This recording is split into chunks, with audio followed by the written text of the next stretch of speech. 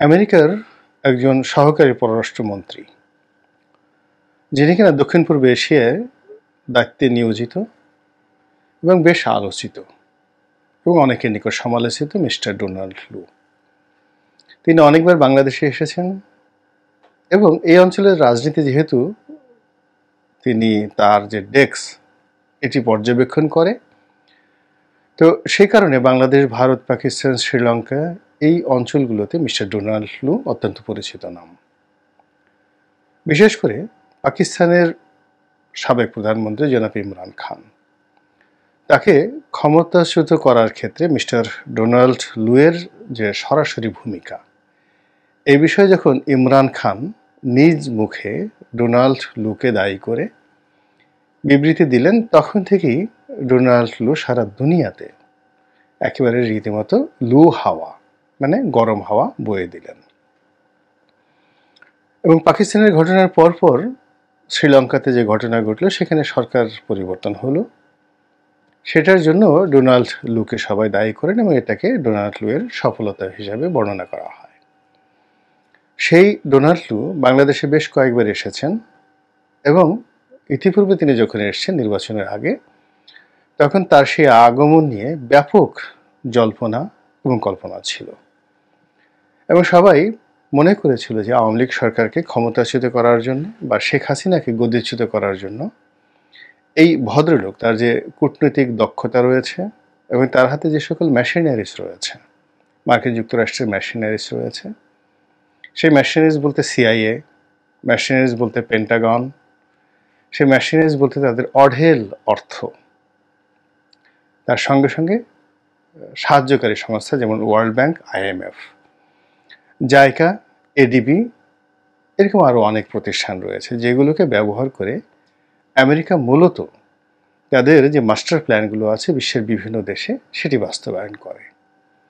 এর ফলে কি হলো, আওয়ামী লীগ বিরোধী যে শক্তি সমূহ রয়েছে বাংলাদেশে, যারা রাজপথের আন্দোলনে ছিল, তারা আন্দোলনে যতটা না সময় দিয়েছে তার সে বেশি সময় দিয়েছে মিস্টার ডোনাল্ড লুয়ের দিকে তাকিয়ে এবং মিস্টার পিটার ডি হাসের দিকে তাকিয়ে।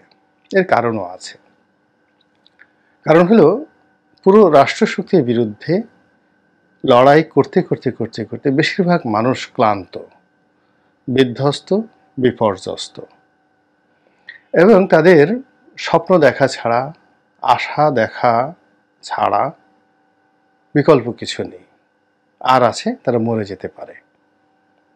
তো সেই দিক থেকে যখন গণতন্ত্রের কথা বলে, মানবাধিকারের কথা বলে বা বিএনপি যে সকল দাবি দাওয়া করছে একটি সুষ্ঠু এবং নিরপেক্ষ নির্বাচন, সেই নির্বাচনের কথা বলে যখন কোনো রাষ্ট্রদূত, সেটা ব্রিটেনের হোক, ইংল্যান্ডের হোক, কিংবা সেটি ভারতের হোক অথবা আমেরিকার হোক, তাদেরকে সরকার বিরোধী শক্তিসমূহ রীতিমতো মাথায় করে নেচেছে। তো সেই দিক থেকে মিস্টার ডোনাল্ড লু ছিলেন একেবারে রীতিমতো আশার জগতের প্রধানমন্ত্রী, উজিরে আজম, মানুষের স্বপ্নের জগতের রাজকুমার এবং রাজপুরুষ। এবং তাকে সবাই মনে করত সম্রাট এবং মহাসম্রাট। এবং এটি যে কারো কাপুরুষতা বা এটি যে কারো দুর্বলতা, নট লাইক দ্যাট। মানুষ যখন মরুভূমির মধ্যে পড়ে কিংবা কোনো সমুদ্রের মধ্যে ডুবে যায়, তখন খুব ছোটোখাটো বিষয় নিয়ে সে খুব আবেগপ্রবণ হয়ে পড়ে। মরুভূমির মধ্যে মরু ঝড় আছে, কিন্তু দূরে মরীচিকা দেখা যাচ্ছে, আর একটু এগুলি পানি পাওয়া যাবে, এই স্বপ্ন তাকে বারবার প্রতারিত করে এবং মরীচিকার কবলে পড়ে মরুভূমির যে অভিযাত্রী, তারা ক্ষতিগ্রস্ত হয়নি, একজনও খুঁজে পাওয়া যাবে না। কিংবা সাগরে যারা পড়ে গিয়েছেন, তখন অনেক দূর থেকে যখন ছোট একটি কাষ্ঠখণ্ড মানে কাঠের টুকরো ভেসে আসে, ওটা কি মানুষ বাঁচার অবলম্বন হিসেবে দেখে। এই মানুষ গাদ্দাফির মতো মানুষ, যে প্রায় 40 বছর রাজকীয় খাবার খেয়েছেন, ঠিক সেই মানুষের জীবনের প্রয়োজনে তিনি পথের থেকে কুড়িয়ে আনা পাউরুটি লিবিয়ার মাটিতে, যুদ্ধ বিধ্বস্ত লিবিয়াতে তার মৃত্যুর কয়েকদিন আগে বিভিন্ন শহরবাসী যে সকল পাউরুটি রাস্তায় ফেলে গিয়েছে, পচে গিয়েছে, সেইগুলো খেয়ে তিনি তার ক্ষুণ্ণবৃত্তি নির্বাহ করেছেন। একইভাবে আরব বিশ্বের মধ্যে সবচেয়ে শ্রেষ্ঠতম আরামদায়ক প্রাসাদসমূহের মালিক ছিলেন জনাব সাদ্দাম হোসেনের। কিন্তু জীবনের এমন একটা বিয়োগাত্মক ঘটনা তাকে এমন পর্যায়ে নিয়ে যায় যে অনেক দিন তাকে পরিত্যক্ত কবরস্থান, মানে যেমন ধরুন আমাদের আজিমপুর কবরস্থান, বনানী কবরস্থান, এগুলো পরিত্যক্ত নয়, এখানে লোক সমাগম হয়, কিন্তু এরকম অনেক কবরস্থান রয়েছে যেখানে বহুদিন যাবৎ কোনো লোকজন যাতায়াত করেন এবং কোনো লাশও দাফন হয় না। এরকম একটি পরিত্যক্ত কবরস্থানের একটি কবরের মধ্যে তাকে পালাতে হয়েছিল এবং সেখান থেকে তাকে উদ্ধার করা হয়েছে দাড়ি মোছ অবস্থায়। এগুলো জীবনের বাস্তবতা। তো বিএনপি বা জামাত তারা যে বিপদ এবং বিপত্তির মধ্যে পড়েছে, এটি নিয়ে আপনি ঠাট্টা করতে পারেন, মস্করা করতে পারেন, কিন্তু বাস্তবতা হলো কেবলমাত্র যারা ভুক্তভোগী তারা জানেন। এবং সেখানে যে কোনো লোক বিএনপির পক্ষে কথা বললে বিএনপি তাকে মাথায় করে নাচে, এবং বিএনপির জায়গায় যদি অন্য কেউ হতো একই কাজই তারা করতো। তো সেই দিক থেকে মিস্টার ডোনাল্ড লু, মিস্টার পিটার ডি হাস, তারা রীতিমতো বিএনপির মনোজগতে, মস্তিষ্কে রাজা, মহারাজা, ত্রাণকর্তা, উদ্ধারকর্তা রূপে ধ্যান জ্ঞানের মধ্যে তারা পড়ে গিয়েছিলেন। কিন্তু নির্বাচনের কয়েকদিন আগেই আমরা টের পেয়ে গেলাম, সাধারণ মানুষ, যে আমেরিকা মূলত বিএনপিকে নিয়ে খেলেছে এবং পুরো তারা আওয়ামী লীগের এজেন্ট হয়ে মূলত তারা বিএনপিকে প্রতারিত করেছে। ভারতের যে উদ্দেশ্য রয়েছে বাংলাদেশে, সেই উদ্দেশ্য তারা সফল করেছে। এবং এখানে পাকিস্তানে মিস্টার ডোনাল্ড ট্রুডোর যে ভূমিকা, সেই ভূমিকাটিকে যদি ধরেন আপনি একদিকে, তার ঠিক রিভার্স ভূমিকাটি কাজ করেছে বাংলাদেশে, উল্টো। অর্থাৎ পাকিস্তানে মিস্টার ডোনাল্ড ট্রুডো ভারতের বিরুদ্ধে কাজ করেছেন, আর বাংলাদেশে তিনি যেটি করেছেন সেটা হলো ভারতের এজেন্ট হয়ে, দালাল হয়ে কাজ করেছেন। এবং সেই এজেন্ট হওয়ার পেছনে মূলত এখানে কাজ করেছে মিস্টার পিটার ডি হাস সহ তার অন্যান্য ইউরোপীয় বন্ধুরা। কারণ কি? কারণটা ছিল যে বাংলাদেশের সঙ্গে প্রতিযোগিতামূলকভাবে কিছু ব্যবসা বাণিজ্য তারা করতে চায়, এবং স্পষ্টতই আমাদের প্রধানমন্ত্রী বলে ফেলেছিলেন যে তারা সেন্ট মার্টিন দ্বীপ নিতে চায়, বিক্রি করতে না, ঠিক তারা নিতে চায়, সেখানে একটা ঘাঁটি স্থাপন করতে চায়।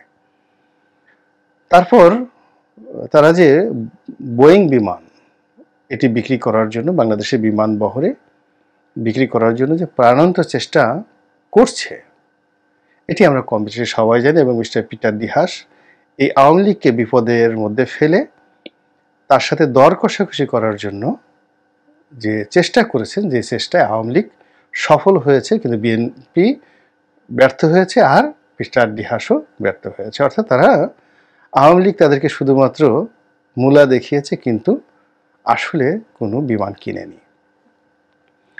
একইভাবে আপনারা জানেন যে বাংলাদেশ বিমানের যে অবস্থা, বর্তমান বিমানগুলোই সেগুলো পরিচালনা করা তাদের জন্য দুর্বিষহ বিষয়।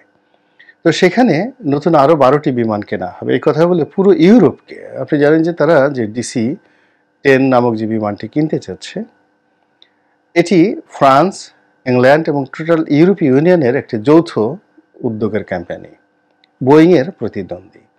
এবং সেই বিমান বিক্রির প্রলোভনে বা বিমান কেনা হবে এই ফাঁদে পা দেওয়ার জন্য ফ্রান্সের প্রেসিডেন্ট সমস্ত প্রোটোকল ভেঙে বাংলাদেশে এসে উপস্থিত।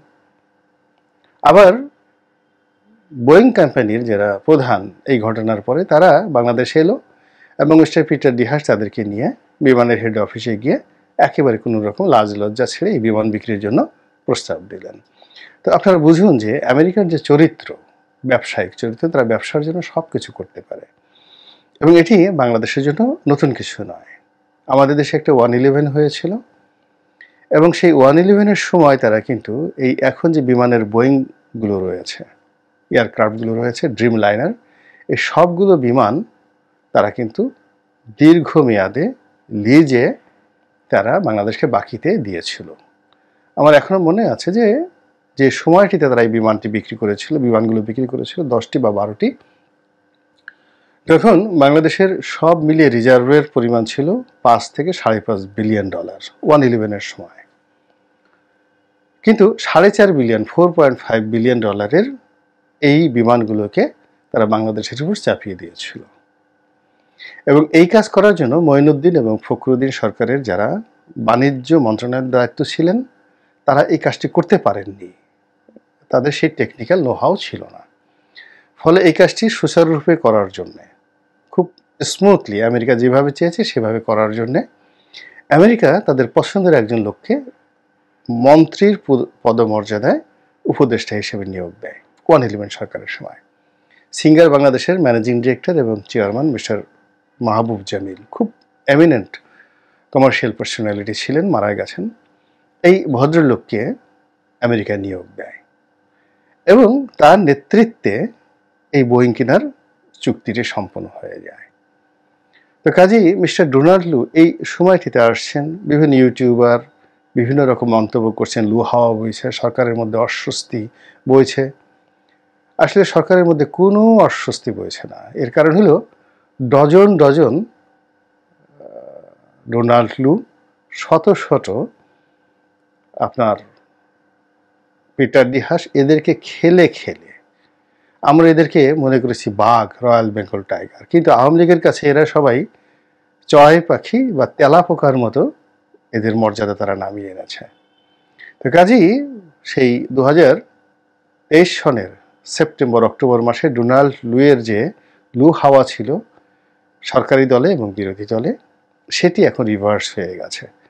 বিএনপি হয়তো তাদের সাথে বৈঠক করবে, কিন্তু আগের সেই কামনা বাসনা এক্সপেকটেশন তাদের কাছে নেই। আবার আওয়ামী লীগ হয়তো বৈঠক করবে, কিন্তু এমন আছে যে আওয়ামী লীগ তাকে যদি জিদ করে এখন বলে যে আমরা ডোনাল্ড লুকে ভিসা দেব না, বিশ্বাস করেন আমেরিকার কিচ্ছু করার নেই, কিচ্ছু করার নেই। এবং ডোনাল্ড লু, আমি যদি আওয়ামী লীগের জায়গায় হতাম, আমি অবশ্যই এখন যে কাজটি করতাম, ডোনাল্ড লু এর জন্য ভিসা ইস্যু করতাম না এবং তাকে বাংলাদেশের জন্য পার্সোনা ইনগ্রাটা অর্থাৎ নিষিদ্ধ ব্যক্তি হিসেবে ঘোষণা করতাম। এবং এটি করা উচিত যে তুমি আগে র্যাবের উপর যে স্যাংশন দিয়েছো সেগুলো আগে উইথড্র করো, দেন ইউ কাম টু আস। তুমি আমাদের উপর নিষেধাজ্ঞা দিয়ে আবার আমাদের কাছে বিমান বিক্রি করার জন্য, সেন্ট মার্টিনে তুমি ঘাঁটি স্থাপন করবা সেই প্রস্তাব দেওয়ার জন্য হাসি মুখে বাংলাদেশে এসে কলা খাবা। আরে বাবা, আগে গাছ লাগাও তারপরে কলা খাও। কিন্তু তার আগেই অন্যের কলা, অন্যের দোকানের কলা খেয়ে তুমি কলা বা হওয়া, এটা কোনো অবস্থাতেই আওয়ামী লীগের মেনে নেওয়া উচিত নয়।